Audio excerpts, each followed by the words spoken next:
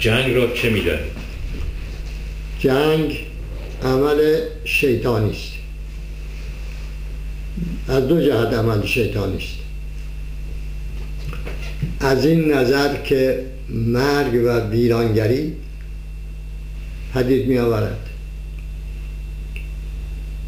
و نسل بعد از نسل رو گرفتار مرگ و ویرانگری می کند و از این نظر که عامل خود رو، پدید آورنده خود رو رها نمی کند تا از پاش در بیاره. تمام اونهایی که در تاریخ بشری جنگ رو روش کردند با جنگ هم از میان رفتند. ناپلئون، هیتلر در غرب، صدام حسین در دوران معاصر، آقای خمینی که جام زهر سر کشید، نادر، همینجور میشه شما، چنگیز. این است که اونهایی که جنگ رو در کار می آورند خود رو محکوم میکنند که با جنگ از بین بروند. این کاریست که خشونت با آدمی میکنه. اگر انسان‌ها انسانیت خود را از یاد نبرند و خشونت در کار نیارند، هرگز با خشونت از پا در نمی آیند. آیا می دانستید که خطر جنگ وجود دارد؟ بله، یعنی جنگ عراق، تجاوز عراق به ایران. بله می دونستیم. به لحاظ اینکه هم در جریان انتخابات ریاست جمهوری احتمال تجاوز عراق به ایران رو یکی از دلایل نامزد شدن خود به عنوان برای ریاست جمهوری شمردم.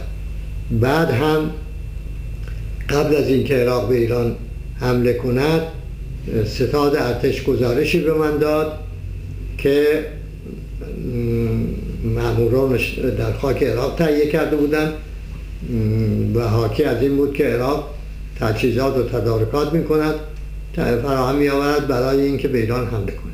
که اینو بردم پیش آقای خمینی. ایشون بعد به من گفت که این رو نظامی از خودشون ساختن، هیچ کس به ایران حمله نمیکنن. اینا رو ساختن برای که پای آخوند رو از ارتش قطع کنند. و وقتی هم که به ایران حمله کرد، در شاید 2-3 نامه این رو یادآور شدم به ایشون که شما گفتید که به ایران حمله نمی کنم، میبینید که کردند. بنابراین وقتی آدمی همسایگانی داره که مستبدن، زورگو هم و در دنیای زندگی میکنه که انقلاب ها عموما جنگ بعد از وقوع رو به خود دیدم، مثل انقلاب فرانسه که جنگ های بعد گزارشی به من داد که مامورانش در خاک عراق تهیه کرده بودن و حاکی از این بود که عراق تجهیزات و تدارکات میکند، فراهم میآورد برای اینکه به ایران حمله کنه. که اینو بردم پیش آقای خمینی. ایشون بعد به من گفت که این رو نظامی از خودشون ساختن، هیچ کس به ایران حمله نمیکنن. اینا رو ساختن برای که پای آخوند رو از ارتش قطع کنند. و وقتی هم که به ایران حمله کرد، در شاید 2-3 نامه این رو یادآور شدم به ایشون که شما گفتید که به ایران حمله نمی کنم، میبینید که کردند. بنابراین وقتی آدمی همسایگانی داره که مستبدن، زورگو هم و در دنیای زندگی میکنه که انقلاب ها عموما جنگ بعد از وقوع رو به خود دیدن، مثل انقلاب فرانسه که جنگ های بعد به خود دید، مثل روسیه که حالا به انقلاب هم بهش نشود گفت ولی جنگ به خود دید بعد از وقوع. خود مشروطیت ایران همینطور. بنابراین اگر ما خوب تدارک میکردیم، یعنی در واقع آقای خمینی و ملاتاری مانع نمی شدند، می توانستیم که مانع از وقوع جنگ بشویم. قابل پیش بینی بود. سوالی که من داشتم اینه، برای جلوگیری از این حمله چه کردید؟ این دو قسمت کاره دیگه، این جلوگیری از حمله. یکی این که آقای صدام رو منصرف کنیم از جنگ. برای منصرف کردن او از جمله آقای یاسر عرفات رو به بغداد فرستادم. گفتم برو به ایشون بگو که جنگ بلاهت است، حماقت است. شما چرا میخواهید دنیا رو بیاری به تماشای حماقت و بلاهت؟ علاوه بر این که اصلا عمل شیطانی است. بهت بگم شروع میکنی جنگ رو، اما جنگ تو رو رها نخواهد کرد. کاش شنیده بود. از پا در آمد با همون جنگی که آغاز کرد. همونطور با آقای خمینی در خرداد 60 اگر کودتا نکرده بود، جنگ تمام شده بود، ایشون نماد معنویت و صلح میگشت. خب چقدر سود داشت برای ایران و مردم دنیا.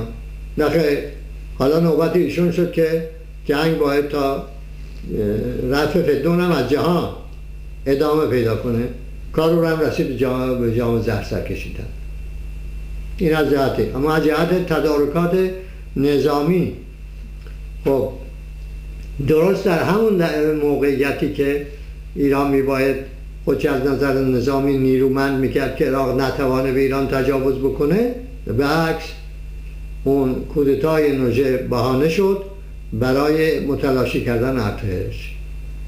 ولی بعد که جنگ رخ داد، نیروهای مسلح ما، ارتشیان ما به یمن وطن دوستی آنچه در توان داشتن کردند و تجدید سازمان دادن به ارتش و پیشروی عراق رو اول متوقف کردن، پیشروی قشون عراق رو، بعد هم در همون ماه اول بعد هم نوبت به اونها رسید برای پس راندن قوای متجاوز. خیلی ممنون. در رابطه با جنگ ایران و عراق، آقای بنی صدر، آیا سرباز عراقی و مردم عراق را دشمن میدونستیم یا انسان میدونستید؟ طبیعیش که انسان میدونستم. به خصوص که یک مستبدی بدون اینکه از مردم خودش اجازه بگیره به ایران تجاوز کرده بود. این است که رفتارهایی که در خور انسان حقوقمند است با عراقی ها می کردیم. مثلا اونها به ایران، قوای عراق به ایران، به شهرهای ایران بمباران می کردن، موشک می زدن. ما هیچگاه عمل متقابل نکردیم، برای اینکه اونها رو انسان می دونستیم. زن و بچه های اونها هم مثل زن و بچه های هموطنان خودمون می دونستیم. و اینکه صلح رو حق میدانه، صلح رو حق انسان میدونستیم و میگفتیم که بالاخره این جنگ از میان برمیخیزه و انسان ها باید در صلح زندگی کنند. در جبهه های جنگ هم همینطور.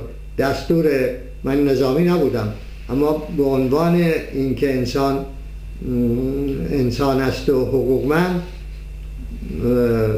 یک دستور عمل چینی میگوید به اینکه جنگ رو باید چنان بکنی، جنگ پیروز اون جنگی است که یک خون از بینی کسی نیاید و